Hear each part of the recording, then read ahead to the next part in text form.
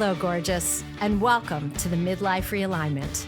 I'm your host, Esther Blum, and I'm here to disrupt the narrative on perimenopause and menopause with humor, nutrition, hormones, and fierce self-advocacy. Together, we'll rewrite your story and the rules because there's a light at the end of the vaginal tunnel. Let's go. Dr. Sonya Jensen is a naturopathic physician, international speaker, author, and embodied healer who guides women to reclaim their power through hormonal wisdom, emotional depth, and ancestral healing. From her roots in cell biology to her practice alongside her husband, she integrates trauma-informed modalities, herbs, nutrition, longevity medicine, and nervous system support to address the unseen patterns behind hormonal imbalance. As the founder of the Her Method and the Her Community, Sonya helps women decode the stories their bodies are telling, from stress, emotion, and generational trauma to transform relationships, fertility, perimenopause, and life's transitions. Her work has reached audiences around the world through workshops, retreats, podcasts, and various stages. So if you enjoy this episode on the Midlife Re-Alignment Podcast, which I'm confident you will, please rate and review and share with your besties so they too can find this incredible information. Enjoy the show. All right. Welcome, Dr. Sonya. We're so happy to have you on the Midlife Re-Alignment today. Oh, thank you. Been very excited to have this conversation. You know, as I was reading your book, Heal Your Hormones, Reclaim Yourself, I really found myself choking up at different points, reading about your patients' journeys and your own journey through what I call hormonal fuckery. So they're just, I think the storytelling is really one of the most poignant pieces of your book and what makes it such a standout. So I do want to jump right in and start with some questions. And how has trauma is such a piece of your work and such an important cornerstone of the book. So how has trauma shaped your journey into perimenopause? Oh, I feel like it's been everything. And, in the initial stages, I don't think we're aware how much the trauma or the stories we hold in our bodies impact our everyday and how we feel about ourselves and how we feel in this body that's changing in perimenopause. And it could be so easy to blame ourselves in the moment and blame our partners maybe, or just feel really lost. And for me, I really started putting the pieces together at quite a young age because of this different traumas I had gone through. And then I went through a really big life change in my late 20s. I got divorced and I was a bit shunned out of my community because being born in like a Indian community, divorce is just something that doesn't happen to the eldest daughter. And so I was forced into reflection and forced into understanding myself. And there was this awakening that happened within me when I had lost somebody very close to me. It opened up this whole part of my brain that I think was blocked about something I experienced when I was quite young. And that really started to reframe how I saw myself. And I started to recognize, I'm like, oh, the PCOS, the heavy bleeding, the everything that I'm experiencing is because my nervous system has been like rewired to be stuck in this survival zone. And so even though I did so much healing for the last like 20 years plus, perimenopause came, it's like all that went out the window. And the veil was just lifted again, but even deeper. And so I'm having to like reintroduce myself to understand myself and really like mulch away at the story that I'm still carrying. That is so wild. So you had one trauma that reignited another. It was like the gateway. Yeah, I think, some of us have those big T traumas that like there's like a before and after of who you were. And without us even consciously knowing that that's a thing, because we try on different personalities after different identities. Like our brain is genius in doing that for us to keep us safe so that if we're in a similar situation again, we know how to respond. And then some of us have those micro traumas throughout the years that start to reframe our identity and who we are. And so I think everything starts building on one and then the other. And then in perimenopause, it's like there's no more armor that the hormones are giving you. So then there's no option to look underneath. There's no more Yeah. resilience either. So you're just laid Mm, bare for your whole nervous system to see and be like, whoa, what yeah. have we here? You know, all the Yeah. Where's this layers, been hiding? all the layers are peeled away. And then all of a Yeah. sudden in midlife, it's staring you in the face. And Mm-hmm. so the coping mechanisms and the healing journey becomes our life's greatest work at this Oh, point. for sure. And I think it is our life's work. I think there is some misconception, or we do this thing for this amount of time and everything will be okay. And I think we can have a different relationship with that story and the trauma and who we are. But I think it's something that we're constantly shifting and changing because every day is different. And we're constantly bombarded by different stressors, whether it's our environment or within. And so I feel like we have to look at ourselves in the mirror every single day and ask questions about where we are and if we're feeling centered, if we're feeling grounded, and what we need, because that changes over time. 100%. Yeah. Absolutely. Um, you, in the beginning of the book, you talk a lot about the genesis of trauma and how the grandmother and mother can shape the trauma of the daughter. So, can you Yeah. talk about that and kind of connect how it starts to also impact hormones down the line? Yeah, absolutely. So if we think about it from like a physiological perspective, when grandma was pregnant with mom, we were already developing in like mom's ovaries. So we're already in our grandmother's womb. And so the stories that get passed forward during that time when like mom is pregnant or a woman is pregnant, the fetus is learning everything about their environment through mom's hormones, through mom's communication, through mom's tone of voice. And so we start to already understand the type of life we're about to get into and the environment that we're going into. So our physiology will reshape itself to match the environment.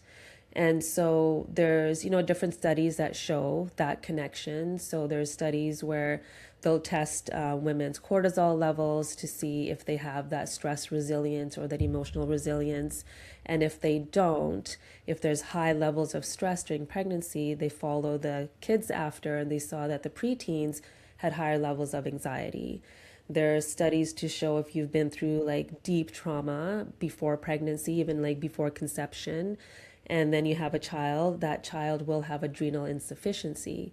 So we're already starting life with less resilience. So now fast forward to perimenopause where resilience is already lacking. I feel like we're going to feel things even more amplified and feel even bigger emotions because of that.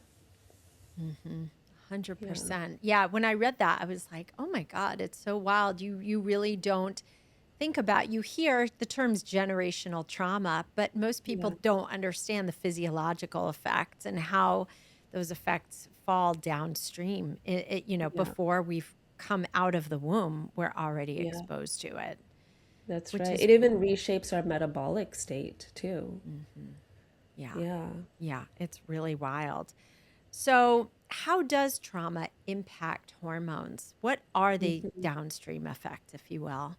Yeah, so when we're in a state of stress, so when we're in that moment, so if it's a trauma that we've been holding on to from the past and maybe we're not even aware of, there might be a present day trigger where we feel unsafe. And that could even be in a conversation with our partner or with a colleague or even within our own minds because of our response to just life and the busyness and all of that.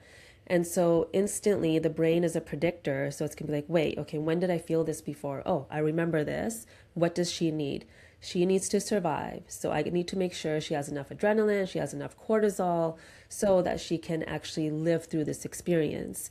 And so because of that, what happens is our sex hormones like progesterone, for example, turns into cortisol.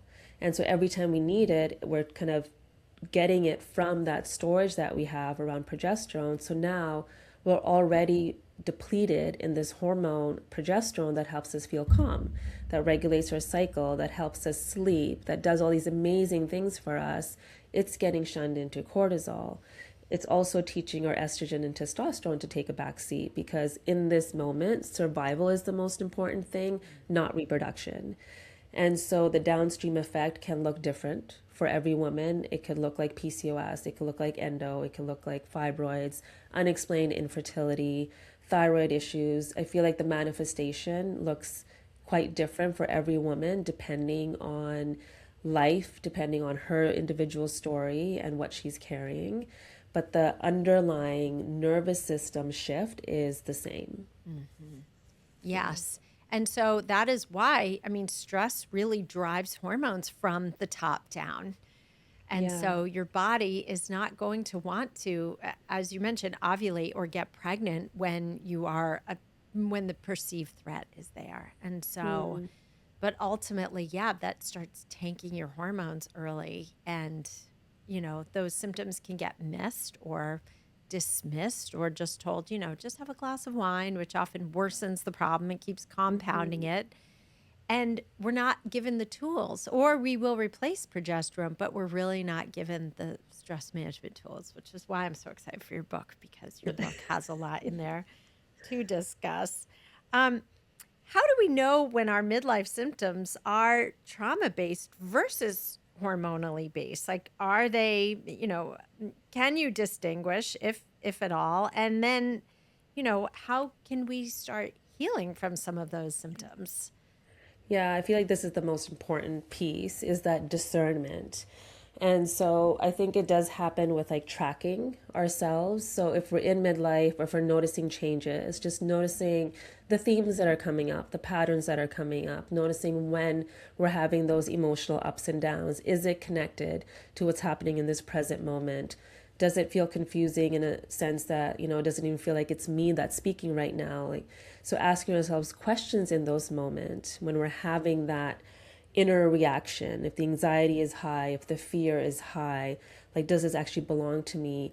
Or is it a story I've been carrying for a very long time? Like, who's been the narrator in my mind that's helping me along, but also telling me how to behave and how to respond? I feel like in midlife, it's a combination of both.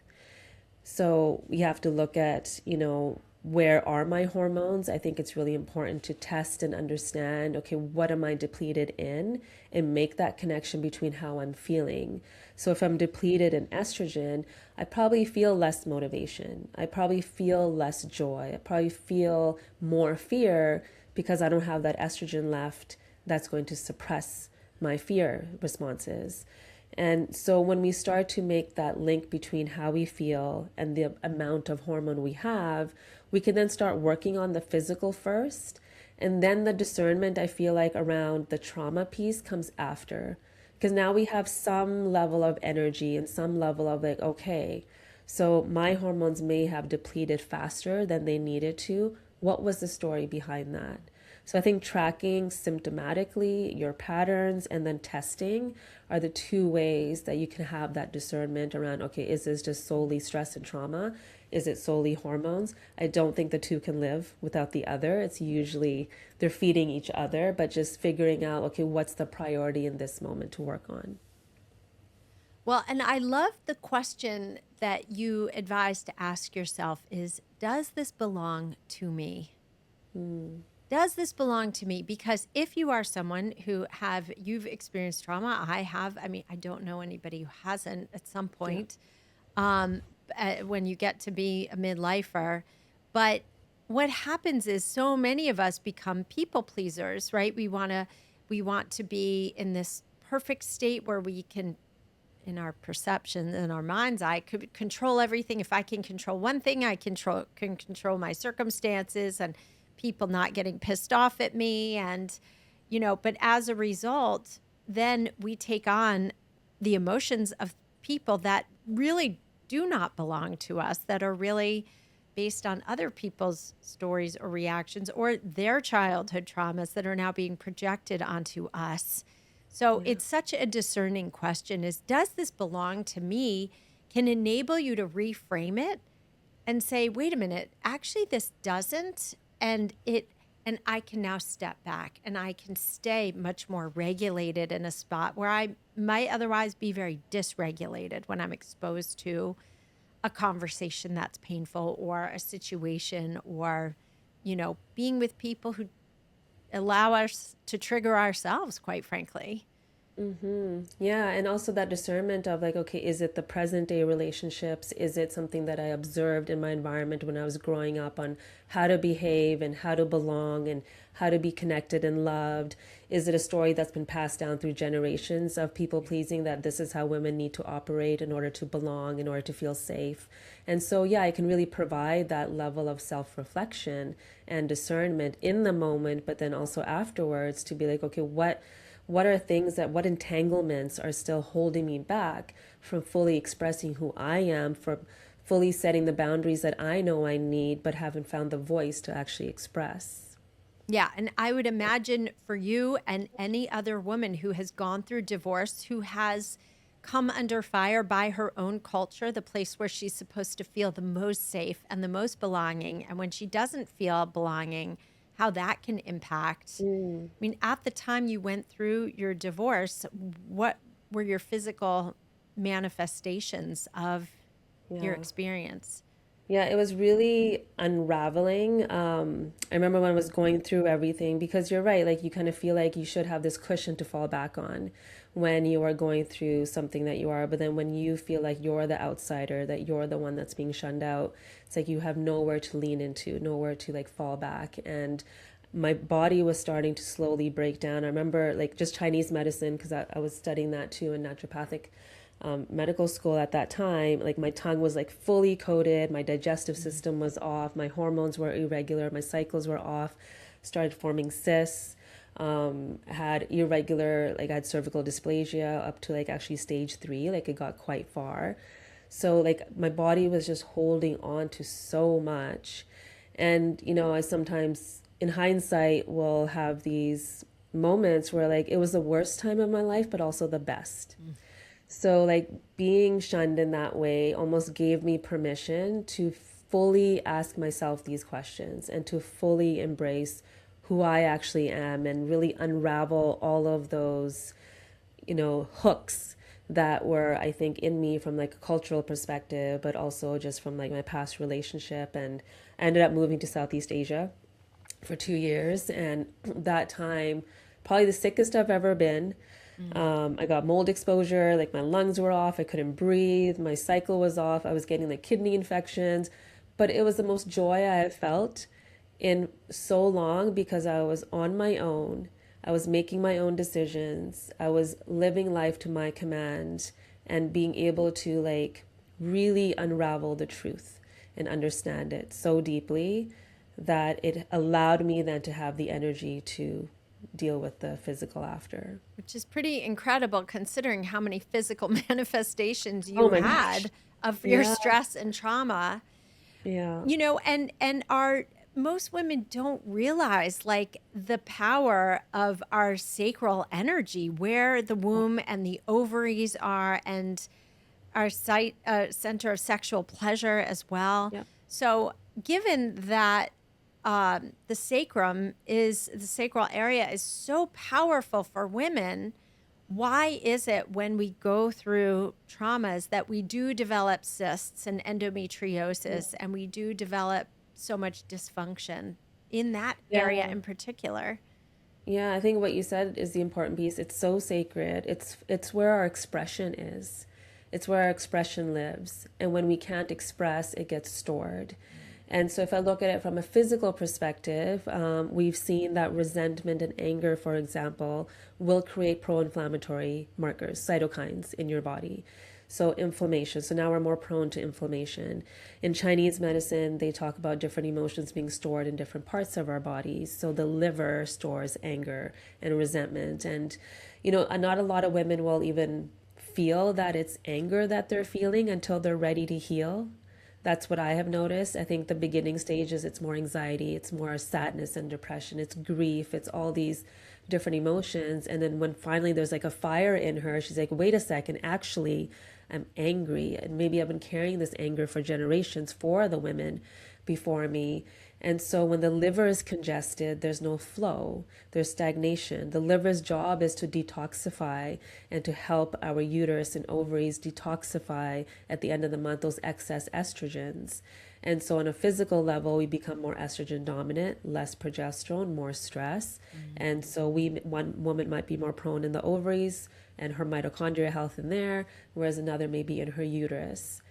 And so the manifestation, like I said, might look different, but that underlying theme of less expression and having to hide yourself is usually the common one. Okay, that is so fascinating. I'm like, okay, not only do we need a red tent every month, but we Yep. need a rage room.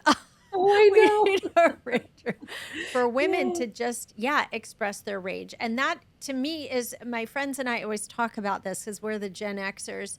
We always talk about the good girl syndrome. Yep. And, traditional Indian culture also embodies that. And our mothers, our grandmothers, I mean, there was no room for expression of discontent, let alone rage.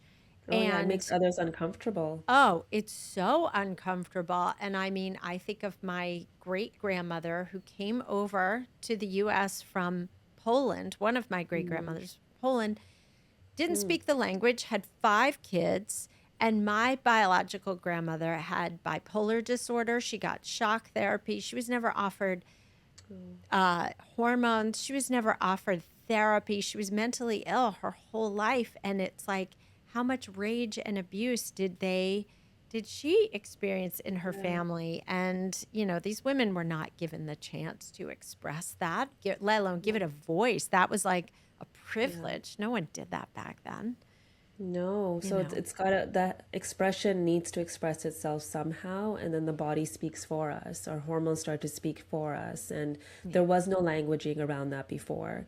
And like I feel like we are in this like lucky time of life, or where we are, where we can have these conversations and not feel unsafe having these conversations. We can create these safe like portals where we can connect. And I'm really hopeful for the next generation, because we're speaking up, they're going to have a very different relationship with their body and their voice and their ability to express who they are. I'm already seeing that in my niece. Like, she doesn't give two shits.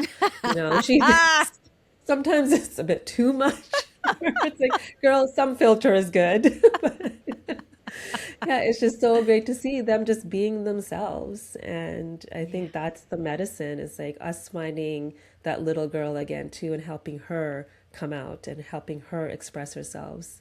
Yes, because most of us, I mean, okay, aside from now we have to recontextualize this and say, okay, aside from all the baggage we inherited out of the womb, aside from that, yeah, most of us were pretty carefree, Yeah. up until like the age of, I feel like 6, 7, 8, Yeah. and then that's when all of a sudden the outside world seems to permeate in. Is that accurate? It is. That's when there's a big hormonal shift as Mm. well. Like DHEA starts to like slowly come in quite at a young age, but like there's a burst around 6, 7. Huh. And so when that's happening, there's all these changes that are happening in how you perceive yourself and how you perceive life. And your world is opening up just energetically. Everything up until that point, you're like a sponge and you're gathering information from your environment, like what is actual absolute truth. And kids are very black and white, right? There's either this is true or this is true. It's either good or it's bad. And so we're seeing the world in that way. And then all of a sudden, like the veil is kind of like opening and you're seeing like a bigger world, which then starts to influence how you see yourself as well. So there's so many layers of like culture, generational, and all of that that we're carrying at that time.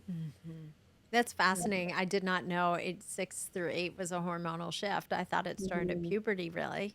No, there's surges that we get, and like boys start getting that surge around 3. So those like terrible 2s and 3s, really, there's like a hormonal change that's happening in them. Yes, we used to joke there was the three-nager stage, right? Yes, yes, we have that nickname too for our boys.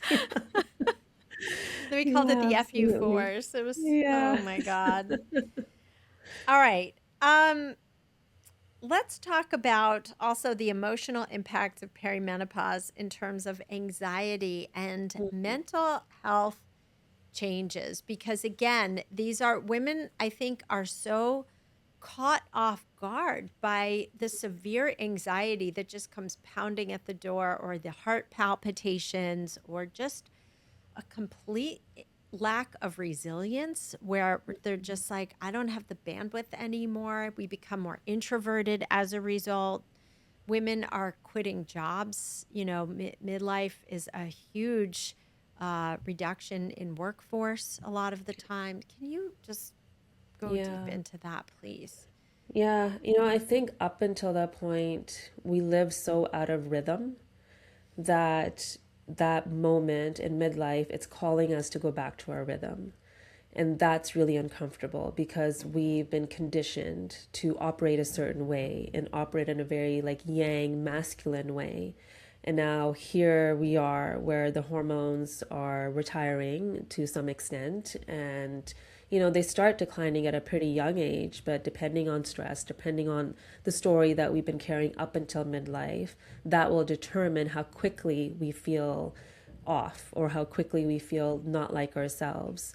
So I think there's like two ways to look at it. Like one thing is, yes, it can feel so overwhelming and we feel so alone, and becoming more introverted and isolating ourselves tends to be like the go-to because we don't know how we're going to function in the world. And the other side of it is like, okay, I get to do that. Like I get to kind of see this time as being more introverted so I can command the next half of my life from me, not from that conditioning that I've been living through. But that's really challenging. I kind of compare it to when we're in labor. If any woman that's listening that's given birth, there's that transition time where your whole body starts to shake and you feel like you're going to explode and you don't know what's going to happen next, but then all of a sudden the baby comes out. And so I kind of feel like perimenopause is that transition where we get to let go of a lot of the conditioning and reinvent who we are, but also remember who we are. So the anxiety, that hormonal anxiety, those that have had anxiety before, whether it's, during the time of PMS in their luteal phase or just general, will see it more amplified more quickly. And that can be really hard because you've probably gathered these tools up until that point that worked to a certain extent, and now all of a sudden they're not working either. And so that can feel really overwhelming. There's women that had no anxiety and all of a sudden it's showing up and they don't know what to do with that. And so when you go to your medical doctor, the first thing that they're giving them is like anti-anxiety medication or giving them Zopiclone to help them sleep or whatever it might be. They're just pumping them with medication, but not looking at the why, not seeing that she's probably so progesterone depleted that she can't even access GABA, that neurotransmitter that helps her feel calm. So let's work with that. She may be super estrogen depleted, so serotonin isn't really getting to do what it needs to do, so she can't even like gather that feeling of happiness and joy in that moment. So I think if we look at all of those angles, we need the habits that can support resilience. And I think what's happening at that time, it's like we get this opportunity to take an inventory of everything. How have I been serving myself? How have I been depleting myself?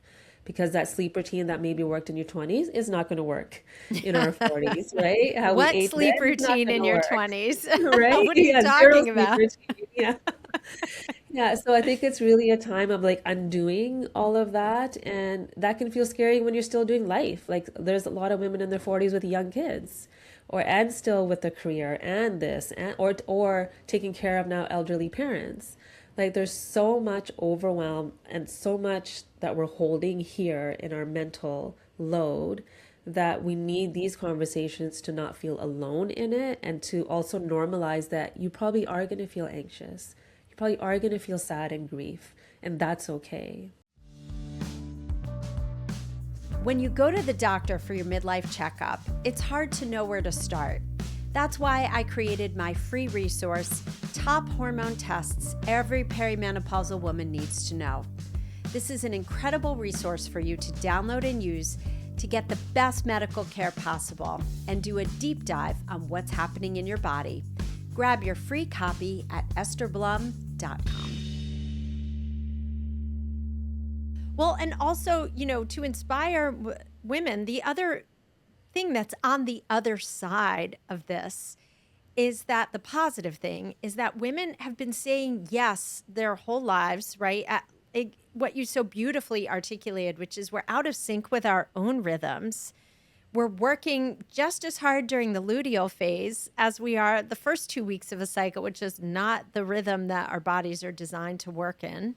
Yeah. And also, because we're so depleted, like a lot of women are almost giddy. They're like, I said no today, and it's so healing. They're like, I have not said no since 1984, and now I'm saying no, and wow, it's pretty awesome. And they realize like, oh, I don't have to go to I don't have to say yes to every invitation. I don't have to say yes to hosting holidays. It's like a light bulb goes on where they suddenly Yeah. realize that they can say no, that there's another opportunity. Yeah. And I mean, everyone in my family knows, don't talk to me about anything important after 8 p.m. That's just not happening. You're going to have to wait. Yeah. I always used to say to my son, like, the complaint department is closed. It does not reopen again until tomorrow. So you're going to have to wait on that because I'm not even functional now. But get me at 6 Mm. a.m. and I'm good to go. So Yeah. it's a really healthy, healing piece that enables us to rebalance. I'm not going to say it puts us back in balance because I don't think you ever go back to that old operating system. Once you've left it, you're like, that shit was crazy. How did I function doing all those things Yeah. before? That was insanity. I'm never doing that again. Yeah, which can be so difficult for a woman that's existed in that more type A, really organized, could do it all, could multitask. I've had those moments and I've been doing this work for so long of like, oh my gosh, I could do so much before. I could hold so much. And now even saying yes to a field trip, I'm like, I don't want to go. I don't want to take you skating. You can skate. You can go by yourself, you know. And you just, but then, guilt can show up and there's all these things. So it's like you're really letting go of this identity that gave you something. It gave you some level of significance. It gave you purpose. So that can feel really scary. It's like, well, then what's left after that? Will I still be accepted? Will I still have the same circle of friends? Will I still, like, there's so much that comes up because it doesn't feel safe to let go of that personality. So that's where that like trauma, the stress, the identities, the roles that we've been playing, that's where that kind of comes into play here of understanding ourselves, knowing thyself, so we can make these decisions. Yeah, and we do lose friends along the way, and that's actually a good thing. I feel like every year the way we clean our closet, you should absolutely do inventory with all relationships of have you earned a place to stay or am I showing up in integrity and giving enough in this Yeah. relationship? Or, and it doesn't have to be a big confrontation. It can just be releasing it lovingly, blessing it, and just, intentionally moving in a different direction. If it's not serving you or if you're not serving it, it's a good thing. If you're outgrowing people, that means you're growing in a good way. So Yeah. in a kind and loving way, it doesn't have to be malicious. Sometimes it does, but Yeah. Yeah. but most of the Sometimes, time, depending on the circumstance. yeah, Yeah. I mean, most of the time, Yeah. it's an evolution and a celebration of, you know what, every friendship has a season. Some are meant to be our whole lives, and others, we're a season or two, and Yeah. then, we move through them, and Yeah. that is part of the evolution for sure. Yeah. I think the scariest for a lot of women sometimes is their partnerships when they hit midlife and just how the divorce rates are higher and just that reflection of like, maybe this isn't the person that was meant for me. And this is actually what brought me to this work when I was sitting in my third year of naturopathic medical school and we're working with patients and there were several women in their 40s and 50s that I was seeing and it was very similar story with each one. They just weren't happy with the choices that they made. Their kids were grown, they're feeling lost, feeling a lot of grief, and realizing they have to like now look at their partners again in a different way and reinvoke this like relationship that they had, but then realizing maybe that wasn't the right relationship. So there's so much confusion that I think shows up, especially when we don't know ourselves and especially when we put on this personality to just fit in or to not ruffle any feathers. And now all of a sudden there's this part of us that's waking up, and then there's just more, there's more passion, there's more rage, there's all of that, but yet I haven't expressed that. So it's confusing for the partner too, of like, there's change that's happening. So this is why I thought it was so important to write about that relationship piece, because your relationship with yourself changes, which then changes your relationship with everyone around you as well. That's right. So, what do Yeah. you advise your patients who are Mm. going through the midlife reawakening and say, the person I married is no longer aligned with me now where I'm at? Yeah. What are the conversations like around that? Yeah. So if a woman still has a cycle, the first thing I say is no big decisions in your luteal phase. That is like rule of law here. We don't make any decisions during that time. We make them in the follicular phase. And then the other piece that I say is let's work on yourself first.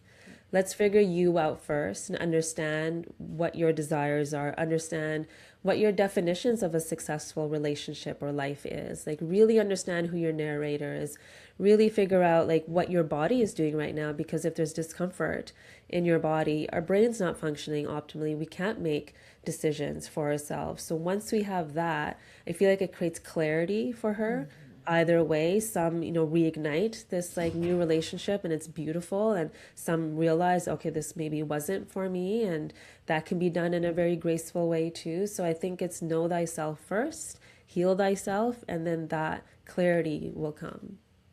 Yes. And also, we are 100% responsible for our 50% of the relationship. So, it's communicating is so important with your partner, because we can't expect our partners to know. They're not they don't have crystal balls, they don't know what's going on in our bodies, because often we don't know what's going on in their bodies, in our bodies. So we do need to communicate and say, hey, you know what? My libido is in the tank right now. I'm having a lot of dryness and pain, and Yeah, I need you to just sit back and relax, and I'll let you know when it's a green light. Or I'm yeah, exhausted, or like I'm just not feeling sexy in my own body. I've got this menopause right now. I don't want to take off my yeah, clothes, let alone have sex. So yeah, it's really being incredibly vulnerable. And when we're with the right partners and feel safe to do so, it can actually foster the connection better and more deeply. mm, And often, and we've talked about this many times in the podcast, like men feel like they've won the lottery when they're in bed with a naked woman. They're not sitting there judging our cellulite and our weight gain the way we are. They don't oh see it the yeah. same way. Yeah, there's So, a concept in yoga called himsa, which is nonviolence, and it's really nonviolence towards oneself. mm, And so I think as women, we've been conditioned to judge ourselves so much that sometimes it's even difficult to receive that love. Like, we haven't really mm, been taught to receive or feel worthy of it. And so when we are with someone that's, seeing us for who we are and doesn't see the things that we do with the cellulite or the pouch or the bloating or whatever, it can feel really hard to be vulnerable in that space, because we don't have that same grace towards ourselves. So I think the more we can love ourselves, the easier it is to then receive that from our partners too. And so, yeah. I have these conversations with my pregnant couples all the time when we're working on fertility. Like, I will tell the woman, you need to communicate everything that you're feeling while you're pregnant, so that after pregnancy you can communicate what you need, because he's Mm. on the outside witnessing everything in. But in midlife, I feel like both partners are going through changes. We don't talk about andropause as much as we're talking about perimenopause and menopause. And so to open up that conversation for both is so important, so that both can feel vulnerable, because men are going through their own story as well. And so, like, if they feel safe to share, then I think that can bring that bridge a little bit closer as well. Yes, 100% is, yeah, we want to foster intimacy and connection on all sides. That's really, Yeah. and it can be really beautiful when it happens. Okay. I really want to talk about the meat and potatoes of your book, which is the Her Method, and really how you use it to help women heal from unresolved trauma and meno Mhm. rage. And if you can talk about that, there's also a lot of great information about the hierarchy of hormonal healing. So, Mm. Yeah. how do we heal in midlife? Oh, yes, it's a big question. And my hope with the her method was really just to bring light to what's been in my mind for the last like almost 20 years of working with people and women and couples and trying to put that down onto paper so that women can see that for themselves. So her kind of the acronym is hormones, emotions, and relationship, and just that connection between the three. And so in the book, I have this quiz that helps you identify your hormonal identity. And it may be that you have all three in different phases of your life or different seasons, but what we do is focus in this midlife season, like where am I right now? Am I still playing out the overachiever, the anxious overachiever, or the people pleaser, the silent, struggler, the perfectionist? So it helps you understand, okay, what symptoms do I have? How is that connected to my emotional body? And then from that, looking at the hormonal hierarchy of healing, the physical is always first. So, like I was saying before, if we can test, if we can subjectively look at what's going on for you, we can put those stories together. And I feel like that for women is huge because then they realize it's not just in their head. Like there's something physically changing in their body that we need to support.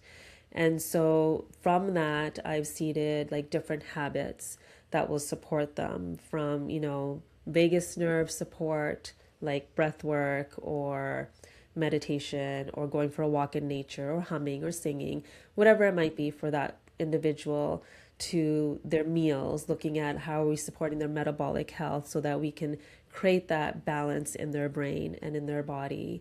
And then looking at morning and evening rituals that help her feel connected to herself, and then looking at that mindset piece. Okay, what are the things that are blocking me from these habits? So one question that I usually seed for them is when you go for a certain food, ask yourself, is this going to nourish me or is it going to deplete me? So give yourself that 30-second pause to really make the choice that you need in that moment. And so for each identity, there's different meal plans, different ways of like bringing habits in and rituals. And then from that place, there's questions around the emotional body. Okay, now how do I sink into this space and really heal those stories that I've been carrying? And then above that really is like the mental space. And then you have the soul space, which I feel like when we can reach there, it's like then there's this healing that happens throughout. But I don't think we can jump up to that space when we're feeling so disconnected to our body. So the goal is always to get her feeling so much like herself, like she just knows herself so well. She's starting to tell me what she needs. And I have patients like that where they'll book a visit and the whole time they're talking, I think I need this now. Now I think I need to do this. And I'm just validating everything that they're saying. So that's the place that I hope every woman can reach. So Yeah. first, so it starts, just to reiterate, starts with filling the tank with Yeah. nutrition, with hormones potentially, Yep. and just start to give the house a very stable foundation to build Yeah. upon. Because without just having anything solid in place, it's really hard to do the deep emotional work when you're just not even getting a good night's sleep. That's right. And So, just knowing that hormones are like our communicators, right? They're a result of the environment. So if you clear the environment, if you detox the environment, there's just more clarity there. yes. And it does help build resilience. It helps restore a cortisol curve when you're flatlined, Yeah. or it can bring it down. It can regulate blood pressure, it can regulate mood and neurotransmitter production and cognition and pelvic floor function as well. So there's Mm-hmm. so many great things, but it's not the only thing. And so then we, obviously you partner it with nutrition. And then you ideally, when you are more stable, you're saying bring in the spiritual growth. And I would love for you to share some of your questions, your clarifying questions that you get your own patients to ask themselves to align with their higher emotional and Mm-hmm. spiritual self. Yeah. The big one I found to start off with is defining what you think success is and what your anchors are. So when you look at all the different areas of your life, whether it's relationship or personal growth or health or even financial, just like figuring out who's been defining this for me, and then figuring out, okay, what are my values? What are my anchors? So an anchor for me is what allows me to set up boundaries. So right now, when I look at my phase of life, my boys are 11 and 14, so they're growing up really quick. And we've had some close losses over the years, and we had one loss in September, and that really jolted into the space of like time is just not always on our side, and we don't know how much time we have. So I do kind of live by that idea around, having a relationship with death and just knowing that this could be my last day. So how do I want to live this day, and who do I want to live it with? So they're my anchors in this moment. So when I'm asked to do something, I know I can go back to that anchor to say yes or no. So I feel like that clarity in one's values, and that can then give us so much more access to our heart, which then allows things. Then there's more flow, there's less contraction, there's less like holding onto a belief so tightly that it creates conflict within or even outside of ourselves. So once I see those questions, there's just clarity on that, and now there's like room to explore what that relationship actually is with source, universe, God, whatever we want to call it. Yeah, it's like your source financial account, like Yeah. your source account, and right, is this gonna deplete my account, or is this going to grow it? And so when you say no to one thing, you make room to say yes to yourself or something else that does serve you better and does giving I love your clarifying questions, because they really give us permission to say and do the things we've been afraid to say or do. And it's funny. I'm prepping for a TED Talk, right? And we're in these mini coaching groups, and one of the women in my cohort was like so afraid for her talk to, she thought she was giving us what she thought we wanted to hear, and we were all like, no. Go back and tell us the personal stories. Tell us your personal stories, how you went from point A to point B. That's so much more fascinating. She was like, oh, I was giving you what I thought you all wanted to hear.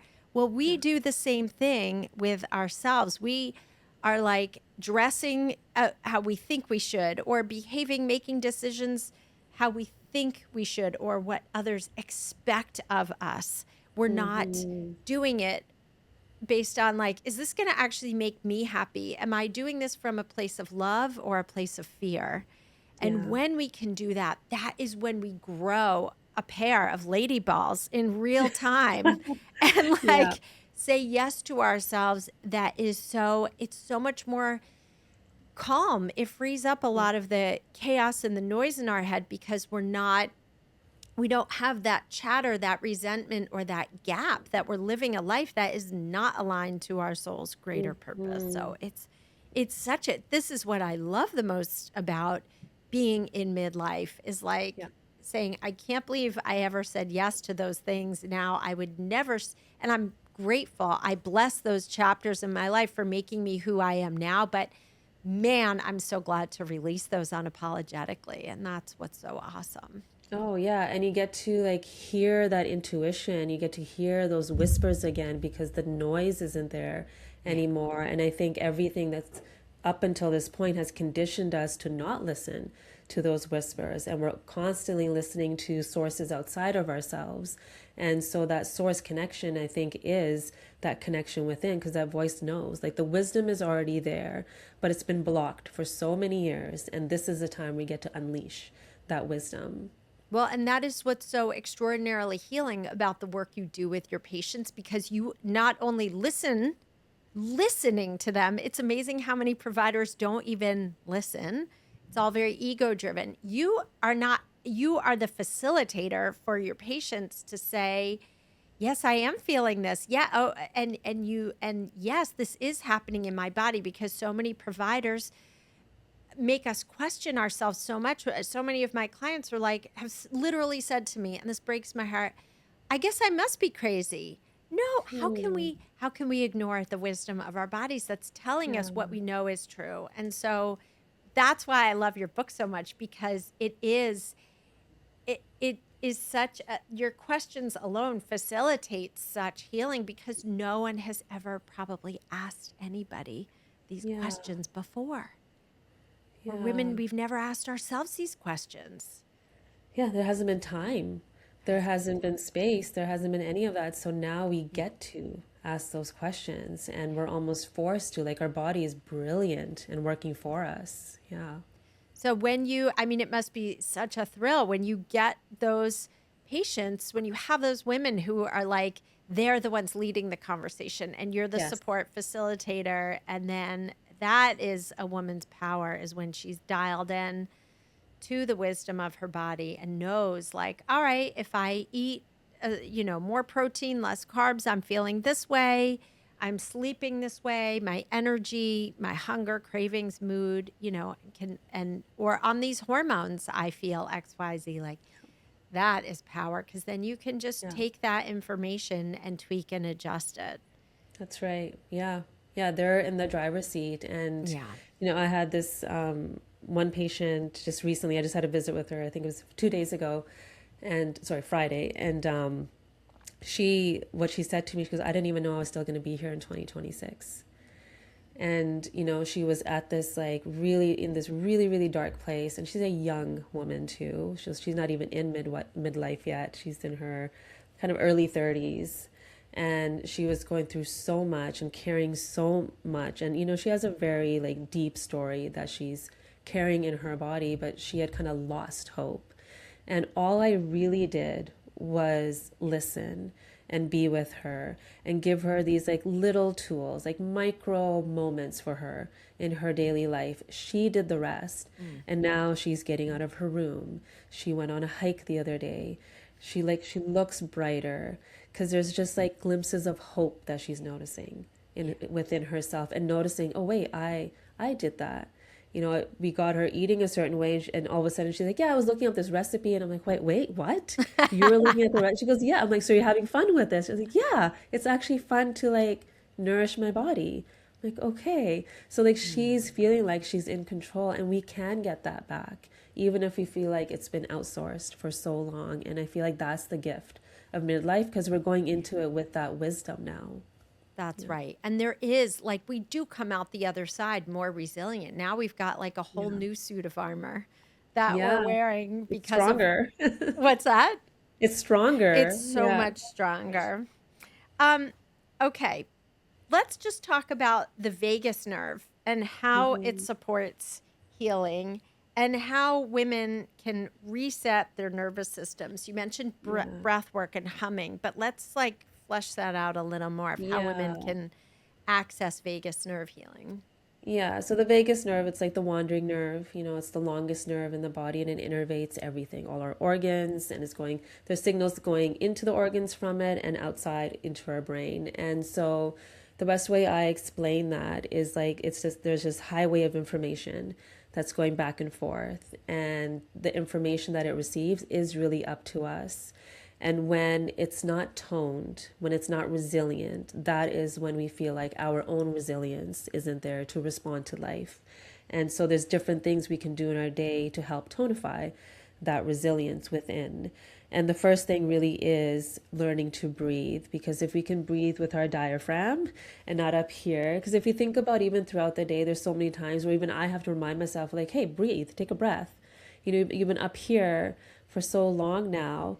Let's just like go back to that moment when you see a child sleeping and you see their belly going up and Oh, down in that parasympathetic, like just instantly, just that image makes my whole body exhale. It's like, okay, how do we get that feeling of exhaling in our body through our breath, through massaging that vagus nerve, through singing and humming and dancing? Cold exposure can also do the same thing. And so the reason for that is to change the information. mm, So our brain and everything that we experience is perception. So even pain in our body is perception from the brain's point of view. And so if we can change the signaling to that, there's signaling of like oxygen, there's prana, there's life force within, mm. that can change our whole like response to the stresses that we have. And for those of you who are not watching this on YouTube, to massage the vagus nerve, you start, how do you instruct people? It's starting in your neck, the sides Yeah, of your neck. so kind of like similar to if you've ever done any lymphatic work, you just like the sides of the neck, you're doing that, but it's that inner massage that you get when you're like singing and humming.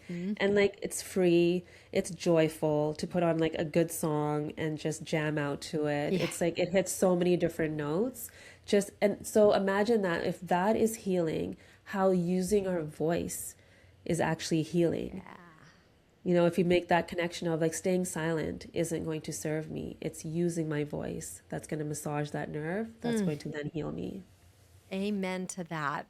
Okay, that's such a beautiful place to direct people to your resources and where people can find you and your book, Heal Your Hormones, Reclaim Yourself. Yeah, thank you. So the book you can find on healyourhormonesbook.com, and you can find me on drsonyajensen.com and Instagram. My handle is also Dr. Sonya Jensen. And that's SonyA. So thank you. What a blessing to have you on today. All the best to you. Oh, thank you. You too. I'm excited for your TED Talk. Thanks. If you loved this episode, follow or subscribe to the Midlife Realignment wherever you listen to podcasts and on YouTube, and leave a review to help other women find this show.